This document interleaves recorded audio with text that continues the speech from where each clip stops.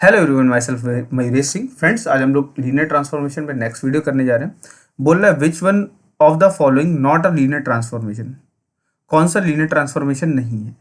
तो यार देखिए, अपने पास टी लिखा हुआ है, ये एक्स वाई जेड पे लिखा हुआ है। ठीक, ये लिखा हुआ एक्स, ये 2y, ये 3x माइनस वाई लिखा हुआ। ठीक, अब देखिए इसको अगर मैं मैट्रिक्स फॉर्मेट में लिखना चाहूँ इस ट्रांसफॉर्मेशन को, तो कैसे लिखूँगा मैं? यहाँ पे 1 लिखूंगा, 0 लिखूंगा, 0 लिखूंगा, क्योंकि ये क्या लिखा हुआ है? ये लिखा हुआ x plus 0y plus 0z। ठीक है, और ये लिखा हुआ है 0x plus 2y plus z, और ये लिखा हुआ है 3x minus Y plus 0z, ये लिखा हुआ है। अभी अगर मैं इसको सॉल्व करूँ तो इसको ऐसे करूँगा 0 2 1, सॉरी यहाँ पे 0z लिखा हुआ है तो यहाँ पे 0 आ जाएगा।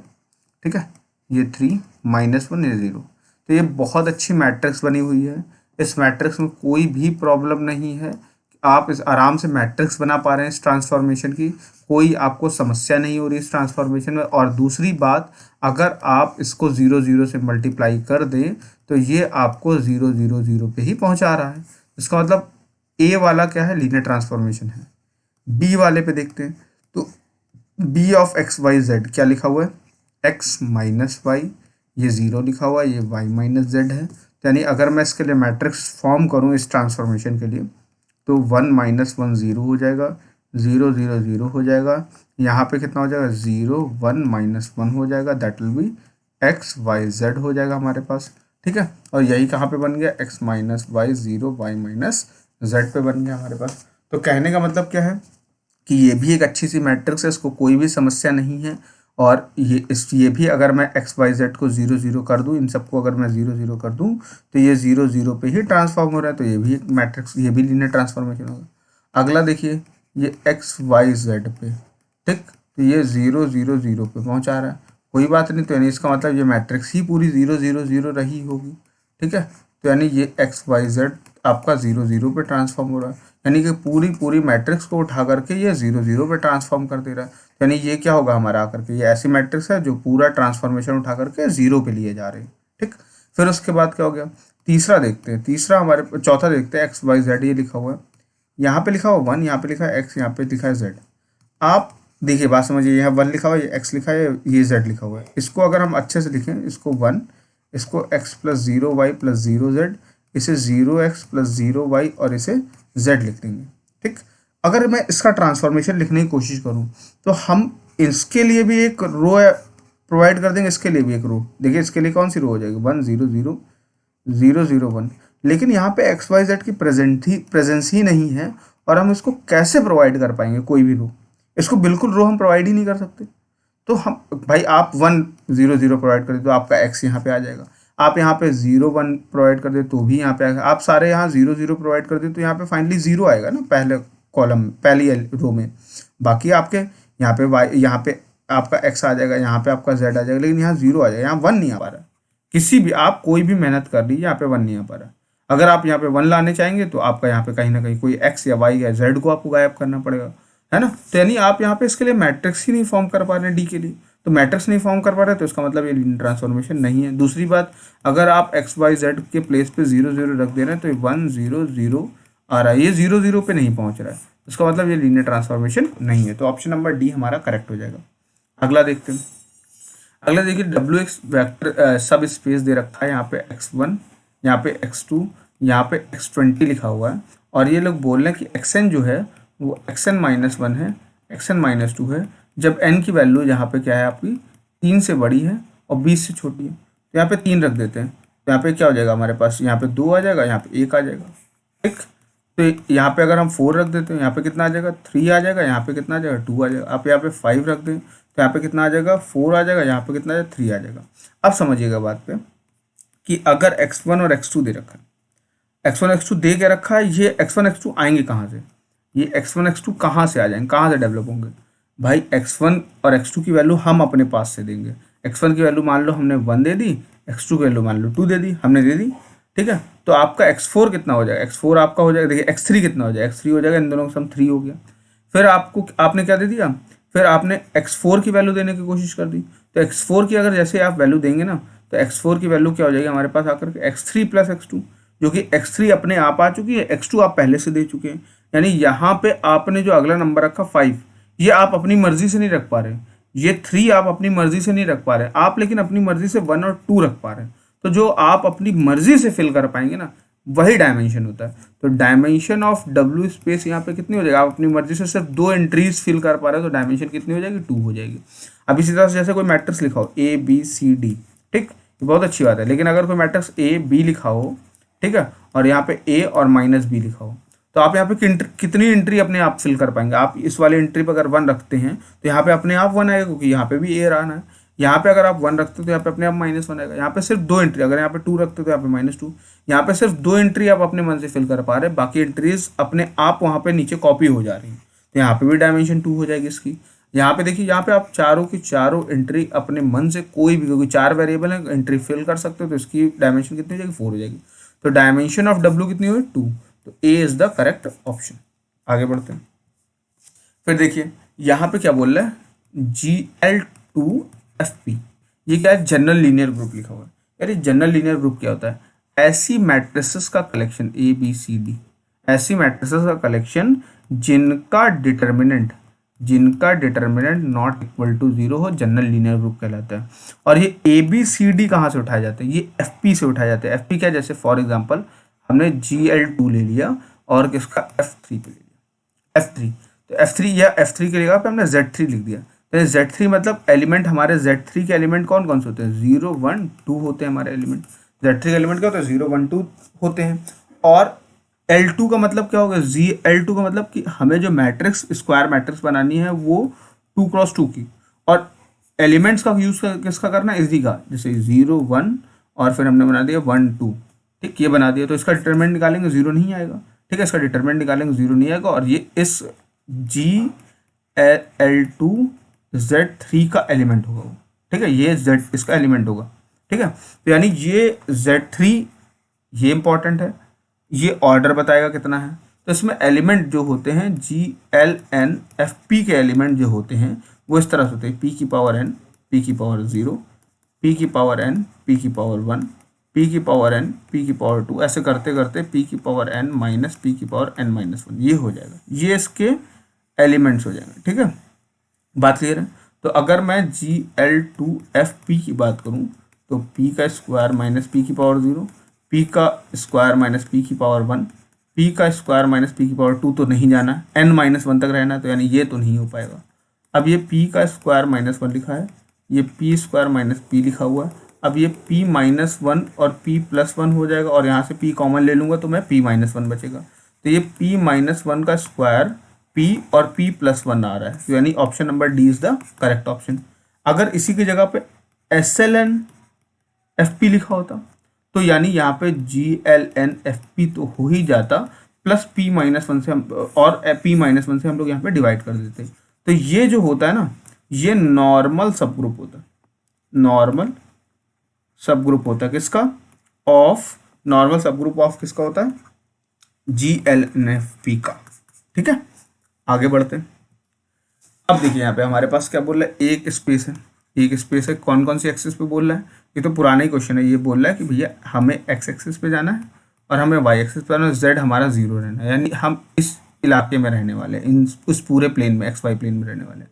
फिर क्या कह रहा है, हमें दूसरा वाला बी वाला करना, हमें वाई और जेड प्लेन पे रहना है, हमें इस इतने एरिया में रहना है, ये वाली डिज़ाइन पे रहना हमें, है ना, इस पे रहना हमें, ठीक, हमें, और पहले कहाँ रहना था, पीछे वाले पे रहना था। अगर हम देखें इस पे एंट्रीज की बात करें, ए पे एंट्रीज आपने अपने मन से क्या रख सकते हैं, 1 2 यहाँ पे, लेकिन फिक्स करना 0 है। फिर बी पे अगर एंट्रीज रखें तो यहाँ पे अपने मन से आप एंट्री फिल कर सकते हैं इन 2 प्लेसेस पे। तो अगर बात करें कॉमन ए प्लस बी पे बात करें तो क्या होता है, dimension of A plus dimension of B minus dimension of A intersection B, ये फॉर्मूला है अपने पास, है ना। तो ए की डायमेंशन क्या है, अपने मन से आप 2 फिल कर सकते हैं, यहाँ पे बी पे भी अपने मन से आप 2 फिल कर सकते हैं। अब इंटरसेक्शन देखें आप, अगर ए देखें ये X Y Z, X Y 0 से बना हुआ है, और बी देखें यहाँ पे 0 वाई जेड से बना हुआ है। अगर ए इंटरसेक्शन बी कॉमन लेते हैं तो आपको सिर्फ एक वाई प्लेन जो है वो आपको, वाई एक्सिस जो है वो आपको कॉमन मिल रही है, यानी वाई आप अपने मन से दोनों जगहों पे अपने मन से कुछ भी रख सकते हैं, ठीक है, मतलब वाई दोनों जगहों पे आपको क्या मिल रहा है, कॉमन मिल रहा है, ठीक है, तो इसका मतलब इसकी डायमेंशन कितनी आई, 1 आई। ठीक, तो यानी ये 4 - 1 यानी 3 हो गई, यानी dimension of a plus B करेंगे तो आपको क्या मिल रही, 3 मिल रही। तो option number D is the correct option. आगे बढ़ते हैं। अब अगला क्वेश्चन देखते हैं कि ये लीनियर इंडिपेंडेंट की बात बोल रहा है, 3 वेक्टर दे रखे हैं लीनियर इंडिपेंडेंट के बाद आर क्यूब। आर का मतलब समझ रहे हैं आप लोग, ये क्या लिखना चाहता है, कह रहा है कि आपको 3 डायमेंशन का, 3 डायमेंशन मतलब आपको 3 डायमेंशन का वेक्टर लेना है, ऐसे ये 3 डायमेंशन का हो गया। और ये जो एंट्रीज डालनी है ना, ये एंट्रीज रियल नंबर की होनी चाहिए। ठीक है, तो ये हो गया अपना अपना। तो ऐसे करके उसने 3 वेक्टर दे रखे हैं, 0 1 x और ये x 1 0 और ये 1 x 1, और उसने बोला लीनियर इंडिपेंडेंट, जबकि इसे लीनियर डिपेंडेंट बोलना चाहिए था। ठीक है, लीनियर डिपेंडेंट करके ये क्वेश्चन होगा 0 x 1 1 1 x ये x 0 1। इसका डिटरमिनेंट निकालेंगे, इसका डिटरमिनेंट क्या हो जाएगा हमारे पास, 0 हो जाएगा, पहला तो 0 का माइनस एक्स हो जाएगा, यहाँ पे क्या बचेगा 1 x x 1 बचेगा, फिर प्लस 1 बचेगा आपके पास, यहाँ पे 1 1 x 0 बचेगा। आप इसको सिंप्लीफाई करें तो 1 माइनस एक्स स्क्वायर आपको मिलेगा, फिर यहाँ पे minus X is equals to 0 बचेगा, यहाँ minus X plus X square minus X is equals to 0, X square minus 2 X is equals to 0, तो एक्स कॉमन ले लेंगे तो एक्स माइनस 2 बचेगा। तो यानी यहाँ पे हमारे पास क्या बचेगा, और यहाँ पे सॉरी एक्स क्यूब हो जाएगा। ठीक है, तो यानी एक्स स्क्वायर इतना बचा, यानी एक्स की एक वैल्यू तो 0 आ जाएगी और एक वैल्यू क्या होगी, प्लस माइनस रूट 2 हो जाएगी हमारे पास। ठीक है, तो यानी क्या हो जाएगा हमारे पास कि इसमें से कौन सा एक्स का मान होगा, तो 0 भी पॉसिबल है और प्लस माइनस रूट 2 भी पॉसिबल है। तो यानी हम लोग इसमें से ऑप्शन नंबर डी को करेक्ट करेंगे।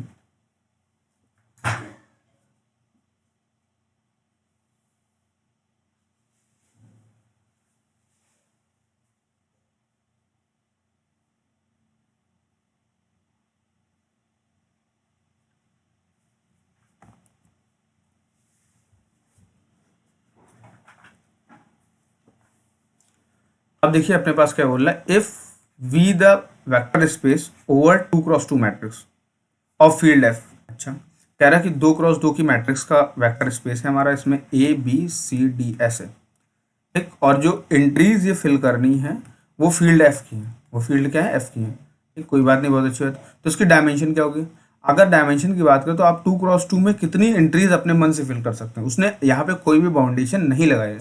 आप बिंदास ये भी एंट्री फिल कर सकते हैं, आप बिंदास ये वाली एंट्री भी फिल कर सकते हैं, ये वाली एंट्री भी फिल कर सकते हैं, ये वाली एंट्री भी फिल कर सकते हैं। तो टोटल एंट्रीज कितनी होगी, 4 होगी, तो इसकी डायमेंशन कितनी हो जाएगी, 4। डायमेंशन इसकी 4 हो जाएगी, सी ऑप्शन हो जाएगा। अगला सवाल देखते हैं। अब देखिए इसमें से कह रहा है कौन सा लीनियर ट्रांसफॉर्मेशन है, which of the following is the linear transformation. अगर हम देखें यहाँ पे आकर के, तो हम यहाँ पे ए वाले ऑप्शन में हम एक अच्छी सी मैट्रिक्स बना सकते कि नहीं बना सकते, ये सोचिए।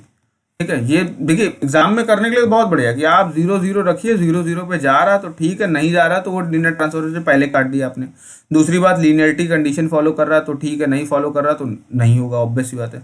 लेकिन ये अच्छी मैट्रिक्स बना रहा है कि नहीं बना रहा है, अगर मैं देखूँ 2 3 3 - 4 ये एक्स वाई, तो अपने पास यही ट्रांसफॉर्मेशन बन के आएगा क्या, 2x + 3y और 3x - 4y, यही बन के आएगा अपने पास।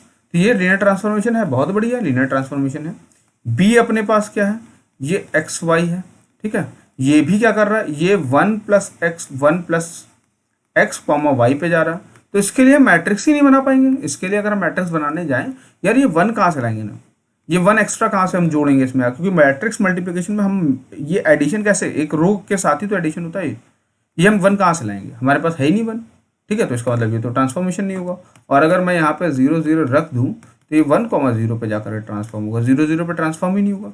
बी सी वाला भी लीनियर ट्रांसफॉर्मेशन है फ्रेंड्स, सी वाला भी लीनियर ट्रांसफॉर्मेशन, ये आइडेंटिटी मैप है।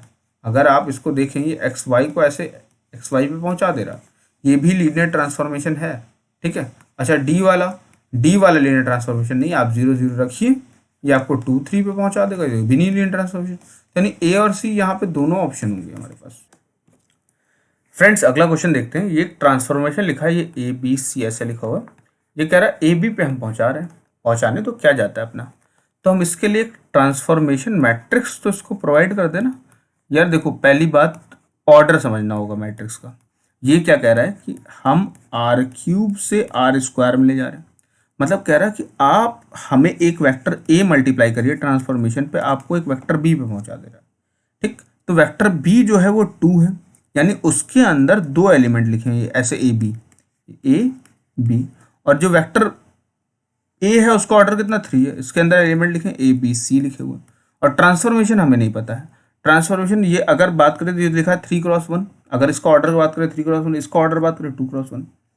तो आप जानते हैं इस ट्रांसफॉर्मेशन का ऑर्डर क्या होना चाहिए। तो यार यहाँ पे आप जानते हैं मल्टीप्लिकेशन के लिए ये तो 3 यहाँ पे होना ही चाहिए और ये वाला 2 यहाँ पे हो जाना चाहिए, ठीक।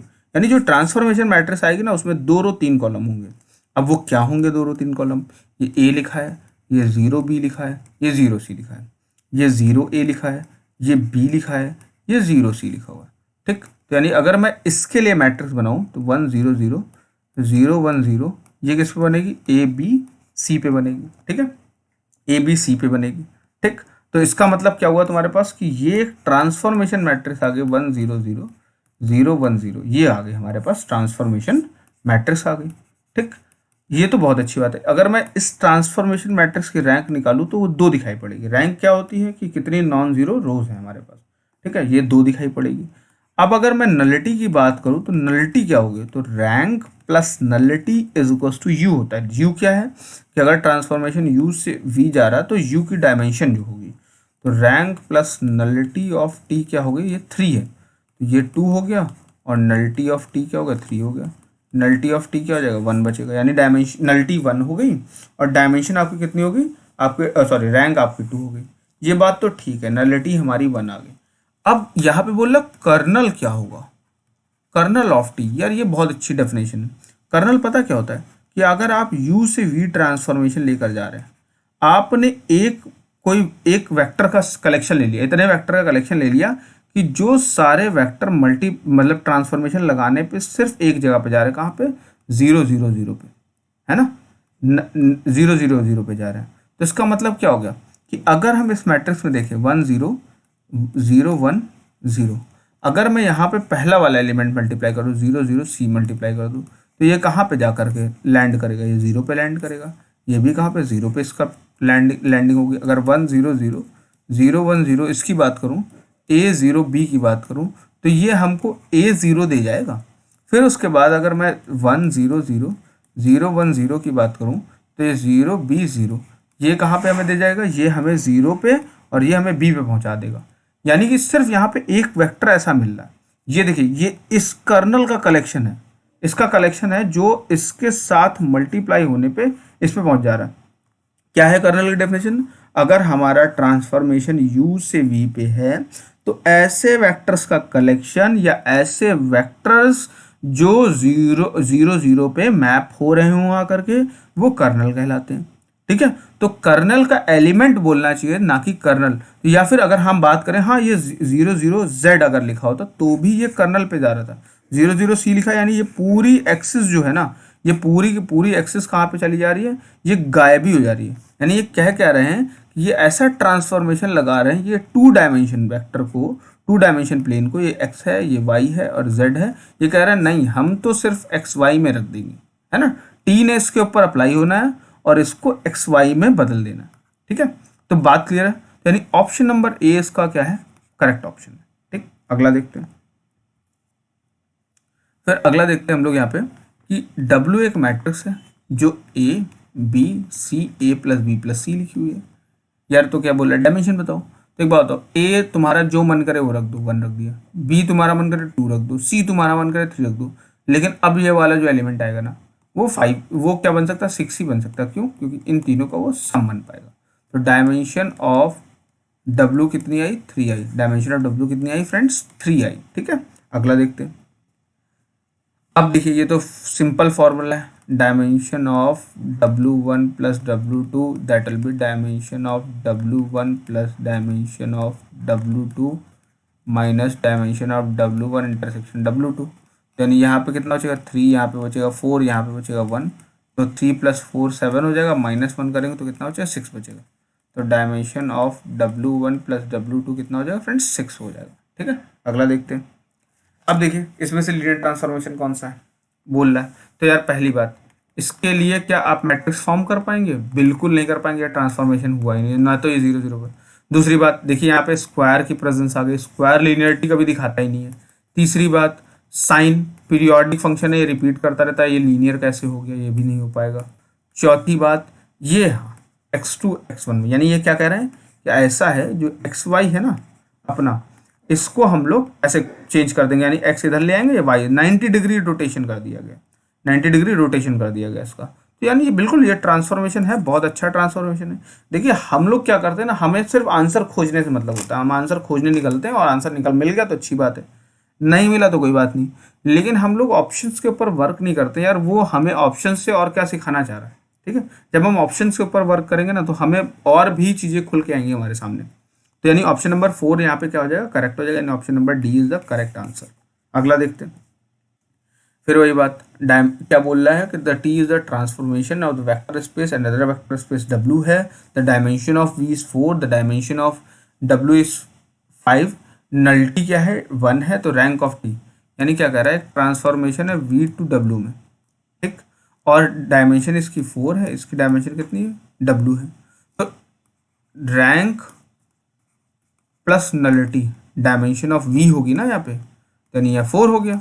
नलिटी हमें नहीं पता, नलिटी 1 है, तो रैंक ऑफ टी कितनी बचेगी, रैंक ऑफ टी अपने को 3 बचेगी, ठीक है।